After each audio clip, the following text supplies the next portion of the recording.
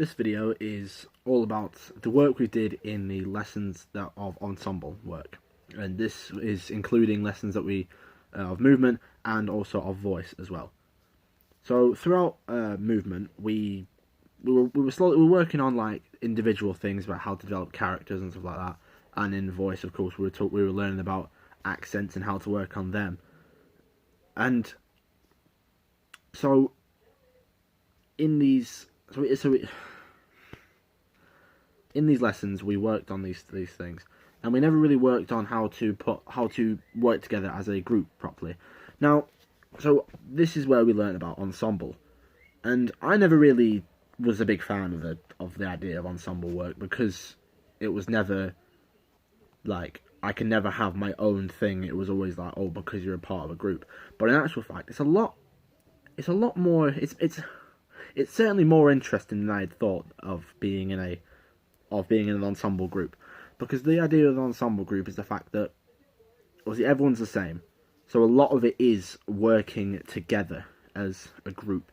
And one of the ways we did this is, so we did these certain warm-ups, and one of the warm-ups included walking around at a certain pace, just walking around, not really worrying about walking around in like neutral or anything like that, like not worrying about walking in a certain way, just walking around the room and counting from 1, which would be 0, which is stopped completely, 1, which is very slow, 2, bit faster, 3, a bit faster, see where I'm going with this, and then 5, and then once it gets to 6, it's more of a jog, and then 7, bit more of a jog, 8, bit of a run, 9, bit more of a run, and then 10 is borderline sprinting. Now, of course, all this involved with the safety and not running into each other, so not being absolutely ridiculous.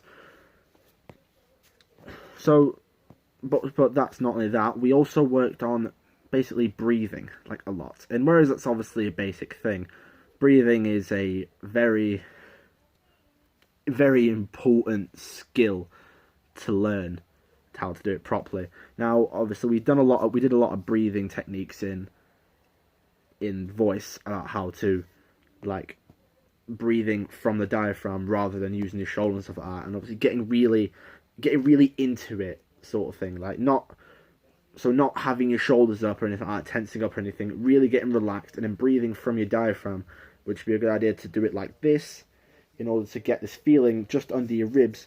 That is where the diaphragm would be, so it's just above your stomach, so that's where it's how to breathe properly. And so learning how to breathe properly, we put that into work as well with the ensemble work. And one of the ways we did this was, before I get onto that real quick, I want to say about another warm-up that we did of in a group. We were all in a clump. We're in like a clump, and in this clump we did movement that was like we were told how to do the movement. We'll do which movement to do. So would it be like move forward, move backwards, move right, move left, go up, go down, stuff like that. And we could do it in any way we wanted to, like just as long as we did as much as we could. So if it was go to the right, it'd be get as far to the right as you can without being ridiculously far, like without not being connected to the group. So obviously still going to be connected to the group, but going to be as far to the right as possible. Or if you're going low, go right to the ground. But of course, this was as well as this, we're also trying to get into as much of a clump as possible. So always being connected. And one of the problems we had, we filmed this, and I don't have the film right now, but we worked on this and we filmed it, and one of the things as well was to get together. And one of the things I realised I had a big problem with was basically being connected to everybody. And I was a bit out of the group. Like, you could see me, and my back was kind of hunched. I was like not really connected. Like, it was like a bit more like this rather than being like this, like it should have been. And so of course I learned the idea of needing to be connected. And of course as well, it's the same as well with like if you're working, like if you're playing like a family or something like that. It's the idea of being connected with each other and being able to feel comfortable around each other. You can't work as a good ensemble if you don't really feel comfortable around each other. And so, putting this breathing into test as well, we also still got into a big clump again. Again, being in just a group, just a big group of a lot of us, and we were just breathing. And we didn't really say, like, there was no specification of how to breathe or when to breathe. It was just kind of breathe at your own pace, but kind of connect to everybody, and eventually everyone will start breathing the same. And I noticed that is how it worked.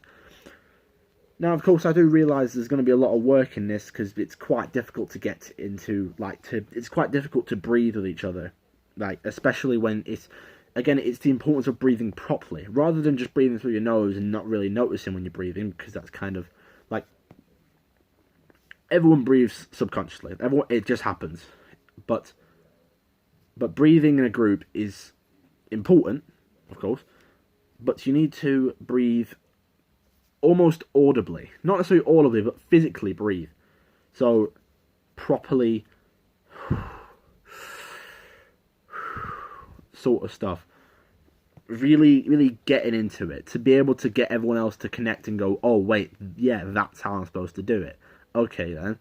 And then they start breathing as well like that, and then eventually everyone else is going at the same pace, and if someone's going it fast, they have to slow down, or eventually everyone will start kind of speeding up a bit, and it seems very complicated, but it's quite easy, but it just takes some time to get a bit used to.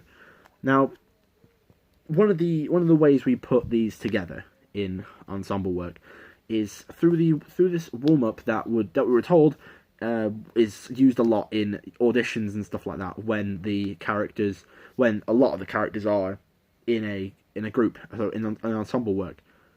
And for example, auditions for certain drama schools and stuff like that, if a lot of it is ensemble based, there will be this whole idea of a group making a sea monster. Now, my group went through this whole process of trying to make this sea monster. Now, the sea monster, basically, we had this plan of So the idea of the sea monster is you're supposed to breathe at the same time. Everyone breathes at the same time, and you also have to move as well as a group. Always, everyone has to make contact with each other in one way or another. Everyone has to be touching. So the idea of this, my group, we had this idea of being more like a sort of a snake sort of thing. So we went through multiple ideas, some of which including almost like a wheelbarrow sort of state, which was a bit weird because nobody really has the upper body strength to be able to withstand not only like being in a wheelbarrow state, but having to have someone else in a wheelbarrow state, and then everyone in that wheelbarrow being carried by one person was very difficult, and I don't think it could have been achieved. So we scrapped that idea. We also had an idea of kind of like the same thing, except everyone is sort of in a plank sort of position with their arms on the ground and everyone's feet on the shoulders. Now, of course, we went through this and didn't really consider the breathing. Like, the breathing was not really a big priority for us, but it should have been. Now, we went through all this stuff, and we decided that it was just too difficult. It wasn't, because we knew that rather than trying to make it as difficult as possible, we should have realised that the whole importance of it is the idea of moving as a group.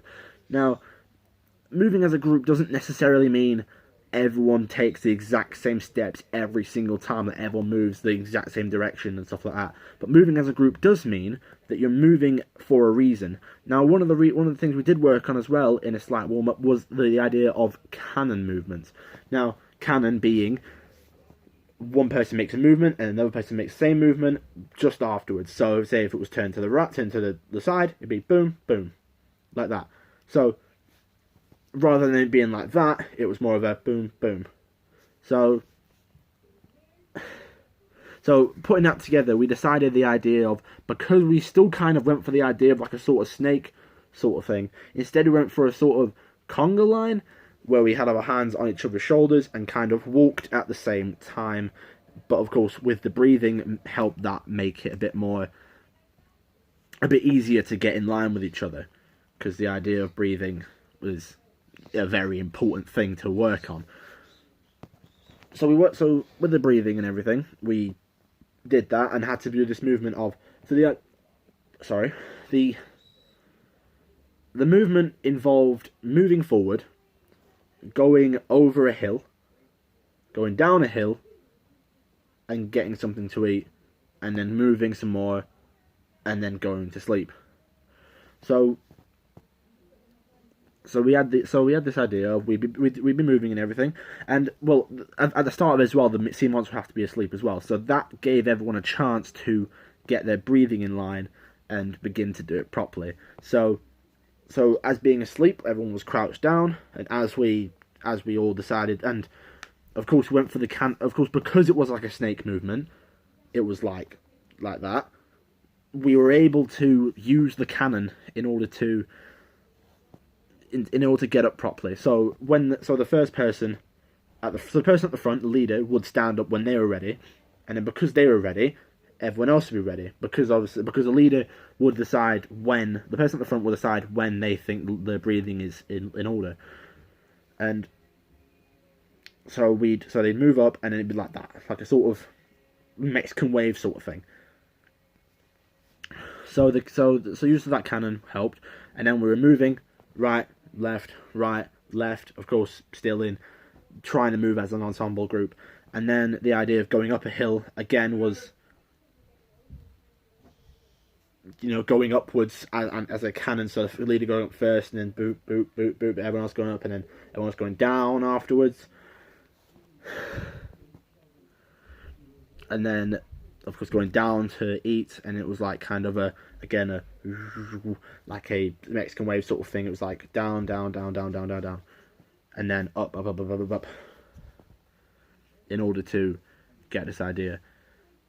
And of course that helped because of the fact that not only were we working as a group, but it was like, obviously, because we had to make contact all the time, we had to be comfortable with each other. And I feel that even though we never did any of the stuff that we wanted to do, like the whole idea of being in or on hands on in like a sort of plank position, even though we didn't get to do that, I still feel like the fact that we went through all those processes and tried to find what would work is really helpful.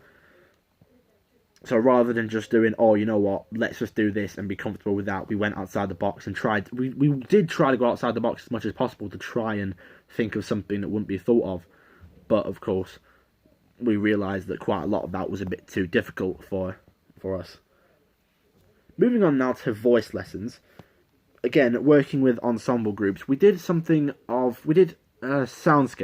Now the soundscapes, they were interesting because when you're filming it or looking at it or being in it, it's quite a, like, it seems like quite a weird thing, because we did a rain soundscape. So it started off with a simple rubbing of the hands together to make it sort of seem like the wind sort of thing, or the beginning of the rain, and then we had the tapping of the thighs. Was it that? No, sorry. It was rubbing hands together, and then it was clicking fingers, and then it was slapping the thighs, meaning that it's getting more and more aggressive as the rain's going on. And then eventually, Rachel would count from like 3 down to 1, and then we'd all jump at the same time and stomp our feet on the floor, and then some other people would carry on stomping like 5 times in order to create this idea of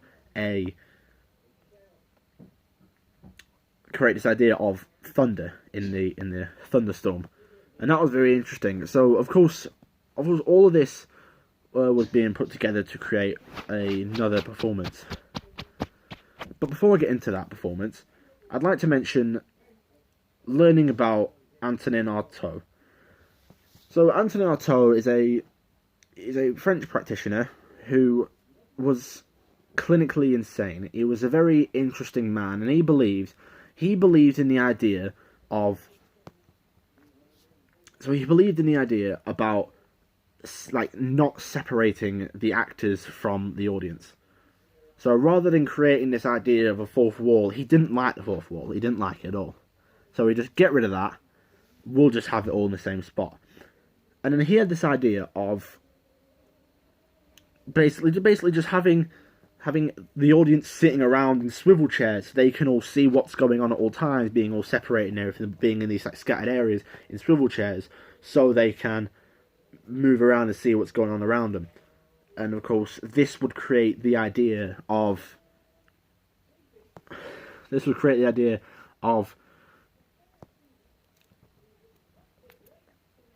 like immersing the audience in theater. And so because he didn't like the idea of going to a show, watching it and going, oh, okay, that was nice, and not really thinking about it, he wanted to create a sort of theater that would make you think and wonder what you just saw. So it was never really a standardized thing, and he hated the idea as well. He hated the idea of actors being in their own mind, sort of thing. Like, he didn't like actors not being like not being in a group, sort of thing. He didn't like that, and so a lot of his stuff is ensemble work, which is why we've been learning about him during this whole process. And we got given these pieces. So one group, we split into two groups. One group got Macbeth, and the other group got Midsummer Night's Dream. Two different things. Two very, very different things. Both Shakespeare, of course, but both very different plays. So my group, working with the Midsummer Night's Dream one, we went through the process of, basically, we read through it and had to decide what we'd want. Now, we knew that because there was a lot of speaking in it, and it was like, we knew we wanted to create this idea of, we wanted to work with a soundscape, and we wanted to try and get it, but we weren't really sure of what we could do. Now, working in this whole thing, so we wanted to get it into a soundscape, but knew we couldn't really do that because we wanted to do it in a more physical manner, rather than trying to get just the sound in. And what we did about it, we decided that there was going to be a lot of movement, a lot of dancing around, because we are fairies, and we were trying to create a soundscape while also creating an actual scene that was physical and could be watched. So we created this scene of dancing around, and we were moving around all in a random motion, not really sure what we were supposed to be doing. We were moving around and everything, and then Amy and Oni recorded the clip of themselves, of both of them speaking at the same time, to create a sort of ominous sort of sound that would make it seem like, oh, it's an angelic voice, it's some higher being that we'd listen to. And because of the fact that we recorded it, we didn't have to worry about any certain person speaking it, and we could all be in a group. Like, we were still in a group rather than separating anybody or isolating anybody. Now, what we did do was, once this sound started, we'd all stop at the same time and stomp our foot on the floor and put your hand up and just look up. So this would create this whole scene of, oh, all this stuff is happening, and all of a sudden it's just stopped, and we're all focusing on this sound rather than all the movement and everything. And then we'd sit down and then again create a sort of soundscape for like a sort of magical sound. So we tested out all different sort of things: clicking fingers, rubbing hands together, tapping certain things, making certain noises, and we went through different things. We ended up working with a metal slinky that would create noises. We worked with someone had some rings that you drop on the floor and would create this sort of like, it's created a really like interesting sound that we used. So this whole thing was, obviously it wasn't necessarily recorded for a soundscape wise, but it created this sort of atmosphere for everybody around that were watching. Now originally we had the idea that that then once that happened, we'd all move off and go around the sides and sort of create a sort of force field sort of thing. And again, for me, I had this problem with not really knowing what I would be doing, trying to create the soundscape but not really having any movement behind it. And I got told that basically to create this idea of yeah, this is a difficult situation. I had to create this force field and really believe in it and create some resistance behind my movements rather than just doing that, rather than just moving my arms around doing whatever, because it just seemed a bit ridiculous, really. And then we decided that there was something missing during that little bit of the force field, because what happened was we were in a force field, so everyone else in a force field, but we did isolate one person. That was Ben, and he was isolated. And that was one of the things. That's one of the things we worked on with Ensemble as well, as isolating. So we knew that we wanted to do that. So we decided, oh, we'll isolate one person, and they can say these lines. And then he stood in the chair. He stood there, and he delivered these lines, and then we ran in, and then sang, kind of, not necessarily sang, but kind of almost chanted in a way. Not as properly chanting, but. So it's not singing, it's not chanting, it's kind of somewhere in the middle. And we did this whole thing of like, and sort of like angelic voices, all soft voices and everything. And we first of all we did it with whispers, but the idea of whispers seemed a bit too unnerving for this situation. It's supposed to be a bright, not necessarily happy, but bright situation going on. Nothing bad is necessarily going to happen. So it's singing a lullaby. So we didn't go for the idea of whispering it, just kind of singing, not so singing, kind of chanting it in a soft voice. So doing it like that. So we all got together again, and that all of a sudden created us in our ensemble again. But then after we did that first time, we all moved out again, and then got back to the force field, once again isolating Ben for him to deliver those lines. So after that, we realised as well, like, we learnt again the idea that maybe we need to add something to it. We were told about the idea that it just seems like something could have been added to it. So we sat around and had a think of what we could do, and we came up with the idea. We had this idea that we could kind of, other people could join in. So it was not necessarily isolating him anymore, but it was kind of like not really. So he's not necessarily fully isolated in the sense of the word, but it's more because of the fact that we are creating this force field, trying to keep these creatures away. The fact that because we're involved as well, we should be helping. We should almost be helping to chant. We should be helping to keep these things away. So some of us would say a certain thing. And then after that, we also had the idea that we should create another piece of movement that would then keep it from just being this to being something else that seemed a bit more choreographed, something else that seemed a bit different rather than just being the same thing twice. So we had this idea that Amy, on one side, would copy a line that he says at the same time, and then do this sort of pushing movement that would then cannon across the whole thing, and then everyone would do it, and then we'd move into the centre and do the thing, and then when we go back out again to do the second half of it and isolate him again, when he says another line, I'd say that same line, and then do the pushing movement to canonise again, and then everyone will be canon, and then we'd move into the centre and do this little lullaby again. And then after that finished, we all went to the floor. We slept, because that's what happens in the script. So we all slept to then isolate again one person. Aaron would run out of the circle, and then Anya would stand in the chair, and she would basically be the embodiment of Titania.